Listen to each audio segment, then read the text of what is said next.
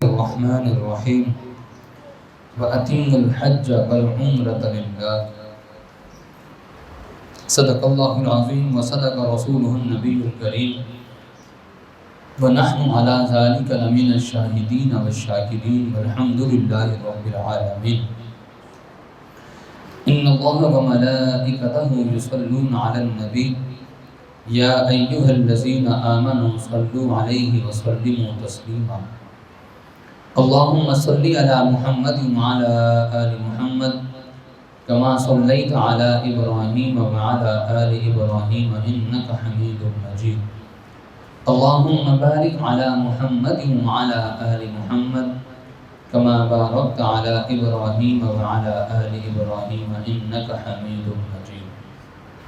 میرے انتہائی واجب الاحترام دوستو، ساتھیو، عزیزو اور سننے والی میری محترم ماں اور بہنوں، حج ایک ایسی عبادت ہے کہ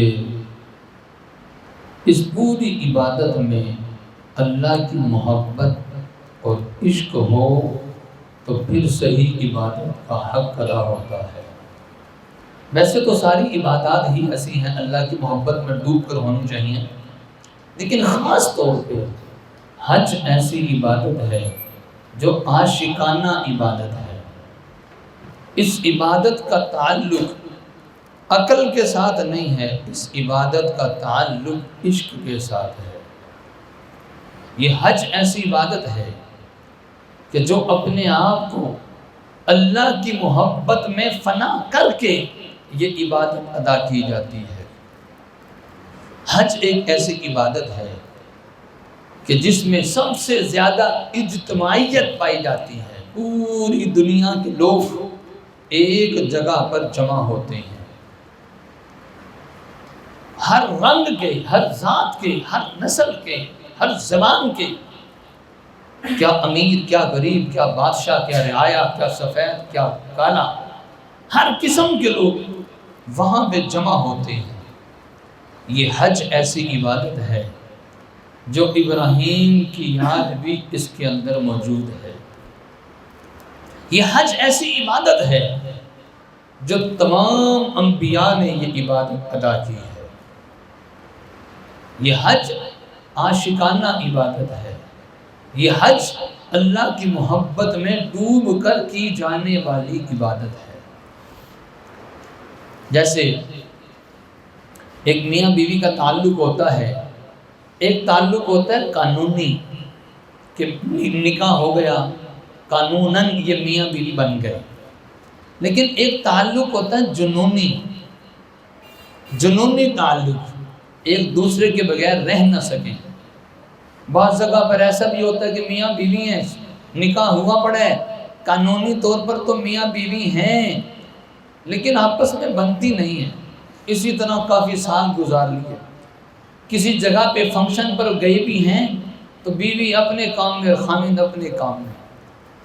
اس کو کہیں گے کہ صرف قانونی طور پہ یہ میاں بیوی بنے ہوئے ہیں، جنونی تعلق نہیں ہے۔ ایک ہوتا ہے جنونی تعلق، بیوی خاوند کی محبت میں تیار ہو کر، بن صبر کر، رات کو کھانا بنا کر 2 گھنٹے سے انتظار کر رہی ہے، خاوند آئے گا، اکٹھے بیٹھ کے کھانا کھائیں گے، آپس میں گپ شپ لگائیں گے، خاوند بھی آتا ہے، جب بھی آتا ہے اس کے لیے کوئی گفٹ، کوئی تحفہ اس کے لیے لے کر آتا ہے۔ اب یہ ایک دوسرے کے بغیر رہ نہیں سکتے، ایک دوسرے کے بغیر بے چین ہو جاتے ہیں، اس کو کہتے ہیں جنونی تعلق۔ تو ایک تعلق ہمارا ہے اللہ کے ساتھ، ایک تعلق ہمارا ہے اللہ کے ساتھ، یہ ہے قانونی تعلق کہ ہم نے کلمہ پڑھ لیا، ہمارا اللہ کے ساتھ تعلق بن گیا۔ لیکن ایک ہوتا ہے جنونی تعلق، جو اللہ والے، جو نیک لوگ، اللہ کے پیارے محبوب بندے، یہ تعلق ان کو نصیب ہوتا ہے، اور پھر ان کی عبادت میں بھی مزہ آتا ہے، ان کی تلاوت میں، ان کی نماز میں بھی مزہ آتا ہے۔ حضرت مولانا فضل رحمان گنج مراد آبادی ہمارے بزرگوں میں گزرے، وہ فرماتے ہیں کہ جب میں نماز پڑھتا ہوں اتنا مزہ آتا ہے کہ جب میں سر سجدے میں رکھتا ہوں تو یوں لگتا ہے اللہ نے میری پیشانی کا بوسہ لے لیا۔ کہتے مجھے محسوس ہوتا ہے، مجھے یوں لگتا ہے میں نے اللہ کے قدموں میں پاؤں، اللہ کے قدموں میں اپنا سر رکھ دیا۔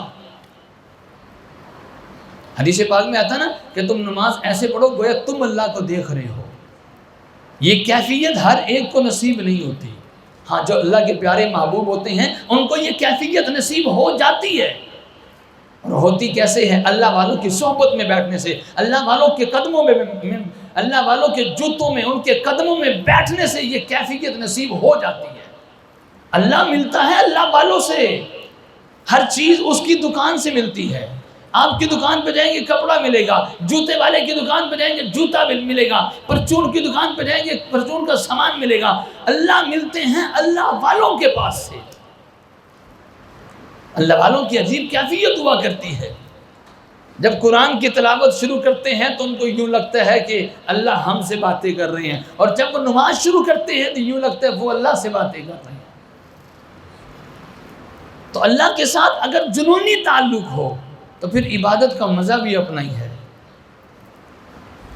یہ حج یہ عاشقانہ عبادت ہے، یہ حج ایک جنونی تعلق والی عبادت ہے۔ کیا عجیب تعلق ہے، آپ ذرا غور کیجئے گا۔ جب بندہ حج کے لیے جاتا ہے تو سب سے پہلے اپنا گھر بار بھی چھوڑا، اپنے بیوی بچوں کو چھوڑا، اپنا چلتا ہوا کاروبار چھوڑ دیا، دکان بند کر دی، بیوی بچوں کو چھوڑا، بہن بھائی کو چھوڑا، ماں باپ کو چھوڑا، ہر ایک کو چھوڑ دیا، حتیٰ کہ سلا ہوا کپڑا بھی چھوڑ دیا، سلے ہوئے کپڑے کو اتار دیا، سلا ہوا لباس اتار دیا، 2 انسلی چادریں، یوں کہیں کہ کفن کی یاد میں 2 انسلی چادریں، ایک نیچے لے لی اور ایک اوپر لے لی۔ احرام باندھنے کے بعد خوشبو بھی نہیں لگانی، ورنہ جب بھی نئے کپڑے پہنتے ہیں خوشبو لگاتے ہیں۔ احرام باندھنے کے بعد خوشبو بھی نہیں لگانی، احرام باندھنے کے بعد بال بھی نہیں کٹوانے، احرام باندھنے کے بعد ناخن بھی نہیں کٹوانے، ہر چیز کو چھوڑ چھاڑ کر اللہ کی محبت میں فنا ہو کر مسجد حرام پہنچ چکا ہے۔ اور جو ہی مسجد حرام پہنچا، خانہ کعبہ کو دیکھا، خانہ کعبہ کو دیکھتے ہی جب اس نے طواف شروع کرنا ہے، طواف شروع کرنے سے پہلے اپنا دایاں کندھا بھی ننگا کر دینا ہے۔ وہ احرام کی چادر دائیں کندھے کے نیچے سے نکال کر بائیں کندھے کے اوپر ڈالنی ہے، دایاں کندھا بھی ننگا کر دینا ہے۔ یہ باتیں عقل میں آنے والی نہیں ہیں کہ یار عبادت تو ہوتی ہے سکون سے بیٹھ کر، عبادت تو ہوتی ہے کپڑے اچھے طریقے سے پہن کر، عبادت تو ہوتی ہے ذرا خوشبو لگا کر۔ یہ کیسی عبادت ہے کہ جو چل پھر کے عبادت ہو رہی ہے؟ یہ کیسی عبادت ہے کہ سلے ہوئے کپڑے بھی اتار دیے ہیں؟ یہ کیسی عبادت ہے کہ خوشبو بھی لگانے کی اجازت نہیں ہے؟ یہ کیسی عبادت ہے کہ جس میں احرام باندھنے کے بعد ناخن کاٹنے کی بھی اجازت نہیں ہے؟ عقل میں آنے والی نہیں ہے کہ دایاں کندھا بھی ننگا کر دیا۔ اب خانہ کعبہ کے طواف کیے جا رہے ہیں، چکر لگائے جا رہے ہیں۔ خانہ کعبہ کا طواف کرنے کے بعد صفا مروہ کی سعی کی جا رہی ہے، اور بیچ میں دوڑا بھی جا رہا ہے، ادھر سے ادھر، ادھر سے ادھر۔ جو حضرات عمرہ یا حج کر کر آئے ہیں وہ اس بات کو بخوبی جانتے ہیں کہ حج اور عمرے میں کسی بھی موقع پر کوئی ایک بھی خاص دعا نہیں ہے۔ یہ نہیں کہ اگر یہ نہیں پڑھیں گے تو یہ عبادت نہیں ہوگی، ایسی بات نہیں ہے۔ کیوں میرے صاحب، طواف کی کوئی خاص دعا ہے کہ یہ ہی مانگنی ہے، یہ نہیں مانگیں گے تو طواف نہیں ہوگا؟ نہیں، کوئی دعا نہیں ہے۔ صفا مروہ کی کوئی خاص دعا ہے؟ نہیں ہے کوئی خاص دعا، جو مرضی مانگ لو۔ میدان عرفات کی کوئی خاص دعا؟